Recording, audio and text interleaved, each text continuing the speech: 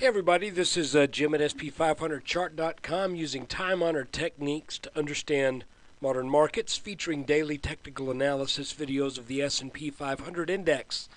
Just need to remind you that the website and this video are for educational purposes only. Nothing stated at the site or in this video is intended to be used as investment advice. Look, I can draw lines on charts, but you have to draw your own conclusions from your own research and make investment decisions that are suitable for your personal financial situation. I'm not a licensed financial professional. I'm just a guy that draws lines on charts. So let's see what happened today.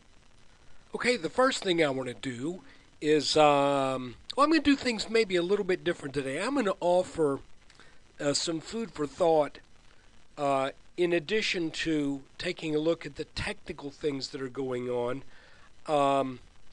What a wild day today. You know, yesterday, when we were looking at the charts, I think we were probably looking at a 10-minute chart, and I showed this little thing here that looked to me at the time like a rising wedge, saying, you know, let's see if this plays out. Because if it does, we may head back down to back test some of these support levels in the 1150s. Or who knows, we may just run right on up and test the breakout level from this big triangle.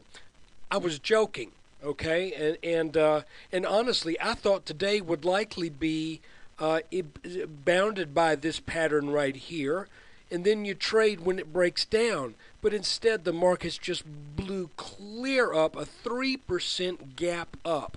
Now look, guys, we had about a 2% or close to 3% gap here.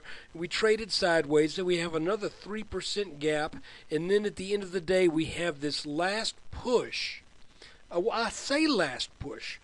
I mean that only in the sense that it happened at the end of the day. We had that late push up to the mid-high 1240s. And guys, all I can say is this is the kind of day where I want to pull my hair out, because there was no way, really, I don't think anyone could see this coming.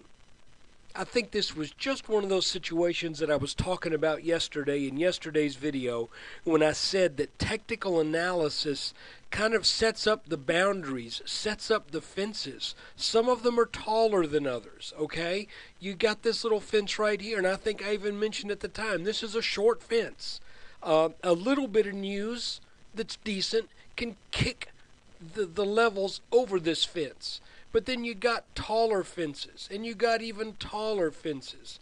And today was one of those days where clearly the markets got kicked by the news coming out of the European crisis and some monetary easing. Basically, as I understand, and I'm not an economist, but it seems to me to be more kicking the can down the road, as it were. But that's that.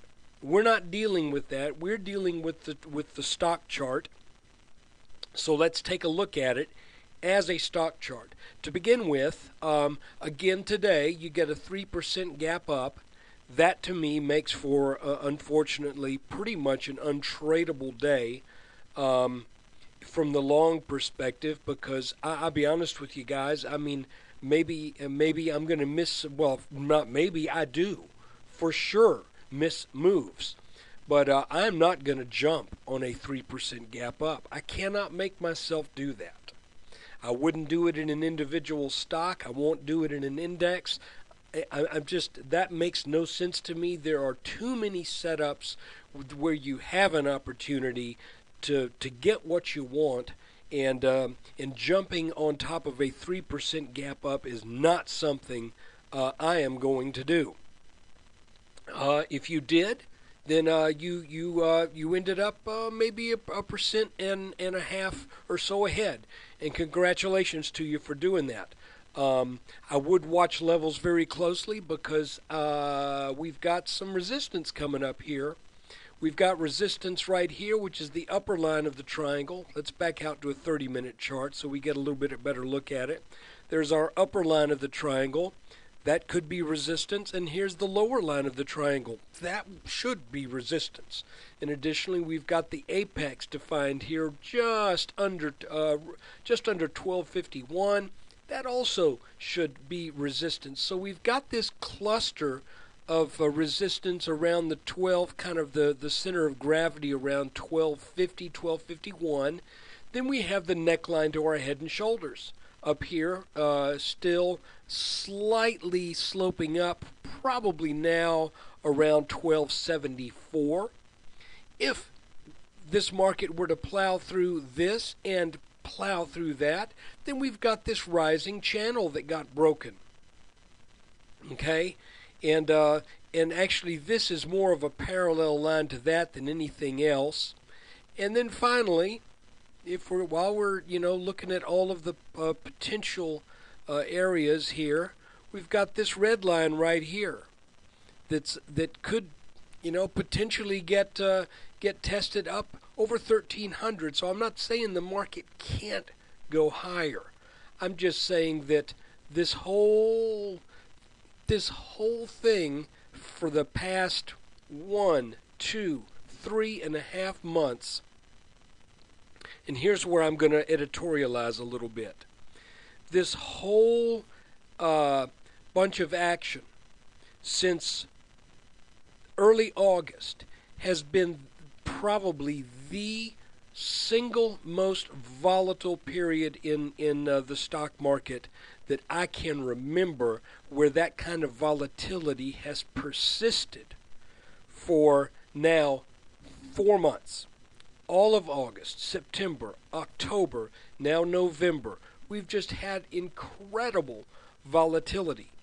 If you have made it through these 4 months and you are ahead and you have more money than you had back here when the S&P was at 1246 back in early August, you are probably doing better than most.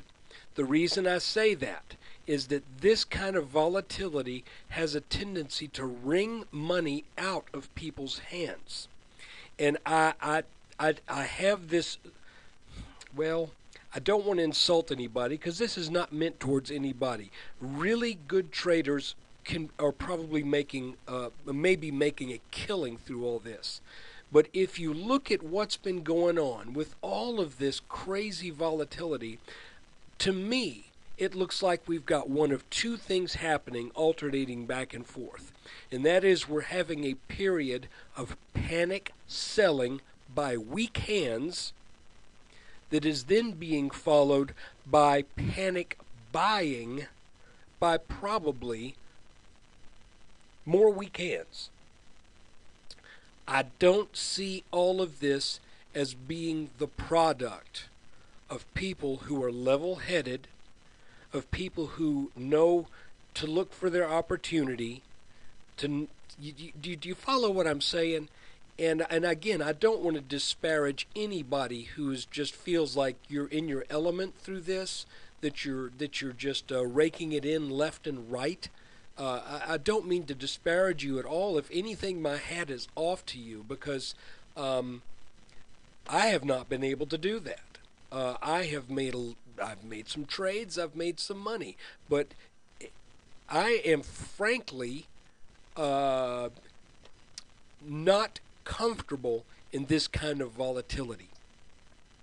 So anyway, that said, all of this looks to me to be the product of emotional investors.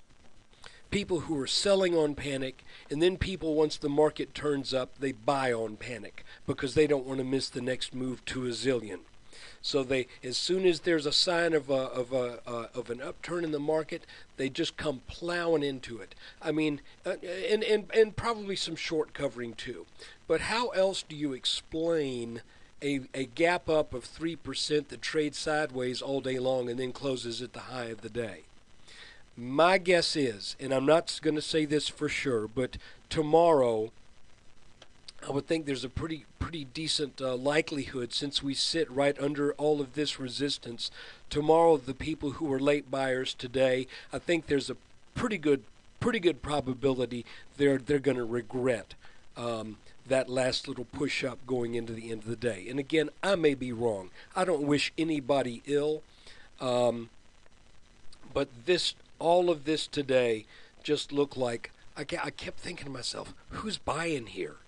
Who's going, wow, a 3% gap up? That's a good place for me to get into this market, especially when we're approaching this broken support line right here that should prove to be strong resistance up around 1251. I think I'm going to load the boat at 1247. I don't get it. Again, I might be wrong. It could be that the fundamentals are so strong at this point that that these fences set up by the technicals in the market are going to be just totally trumped by the fundamentals. But if that's the case, then you just have to admit it and say sometimes that does indeed happen.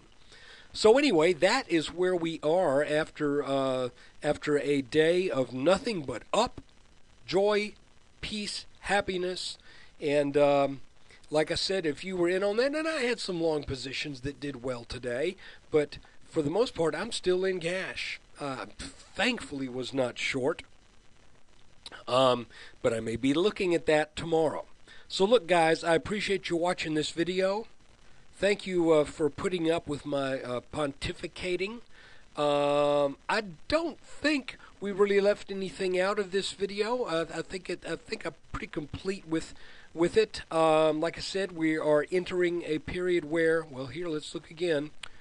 We're coming up on three levels that should represent resistance right here, around 12 in the low 1250s, high 1240s, low 1250s, and then another area that should be resistance up around 1274. So that is kind of it for the day. Again, thanks for watching the video, and if you are a subscriber and you're seeing this on November 30th, thank you for your subscription. If you're not a subscriber and you're seeing this on Friday, which would be, how many days in November? December 1st, I guess. If you're seeing it on Friday, think about subscribing. Appreciate you watching it. In any event, take care, and let's see what the markets serve up tomorrow.